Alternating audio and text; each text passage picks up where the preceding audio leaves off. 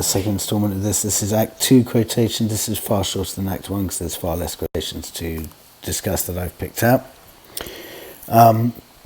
Okay, so in Act 2, Scene 1, Macbeth is on his way to kill Duncan. And he has a soliloquy where he hallucinates a dagger in front of him, leading the way to the murder. And he says, "Is this a dagger which I see before me, the handle towards my hand? Come, let me clutch thee." The question here in the alliteration, handle, hand, come, clutch, emphasizes Macbeth's loss of control. He seems to be unsure. He seems to be hallucinating. The imperative come, followed by the caesura, echoes Lady Macbeth's soliloquy where she calls on the spirits. She says, "Come, spirits, come, unsex me here," 3 times to help her. It's suggesting Macbeth is now embracing this witchcraft and occult. Social context this relates to is either the witchcraft or the fact that he's about to commit a murder and that he seems to be going mad, so it links with sanity, but also the theme of regicide. The idea of James I condemning regicide is an idea because he believed in the divine right of kings, a book he wrote about saying that God puts monarchs on the throne. Also, the alliteration using the letter C, it highlights, because the letter come, clutch me, the sound of the letter C highlights Macbeth's own disgust at his own actions. The themes involved here are power, gender, violence, madness, and also fate. He's being led there. He cannot change his fate. After he's murdered Duncan, he comes out in a complete state of disorientation, and he talks about things he's heard. And one of the things he says to Lady Macbeth that he's heard is someone saying, "Macbeth doth murder sleep."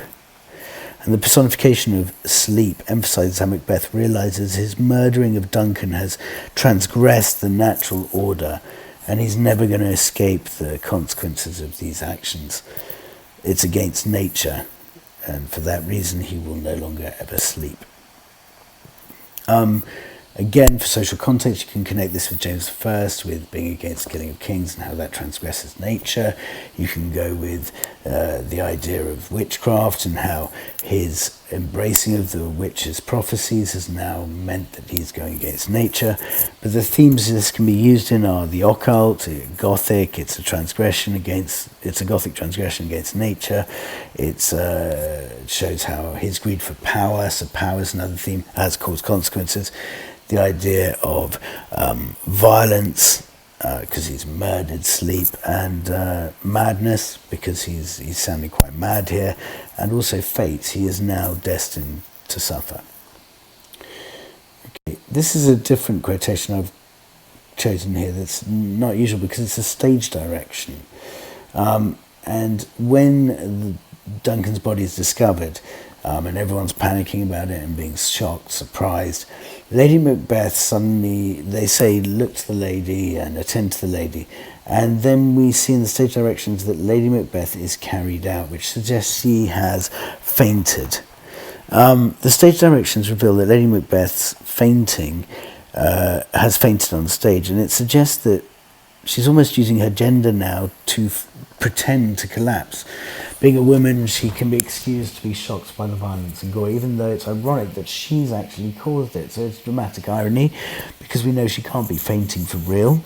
But also it's got that idea of gender, and again it connects to the social context we can tie in about social expectations of gender roles at the time. The last quotation from this act I've chosen to include is one where it's strange, but it's an old man is telling, I believe it's Macduff, I can't be 100% sure, but he's saying the unnatural things that have happened at the time. And he talks about someone's horses, and he says, "'Tis said they eat each other." The bizarre description of horses eating each other really emphasizes the unnatural act that has taken place. It reflects the unnatural action that Macbeth and Lady Macbeth have taken to murder, to take power. And again, this can link in social context, the ideas of it being such a sin to commit regicide. We've gone over that previously. The possible themes of this Quotation are the occult, because it's so unnatural, Gothic transgression, because it's nature going turned upside down, and the idea of being unnatural, reflecting the unnatural actions Macbeth has chosen to take. Okay, so that's Act 2. Feel free to look at Act 3 as well. Cheers, good luck.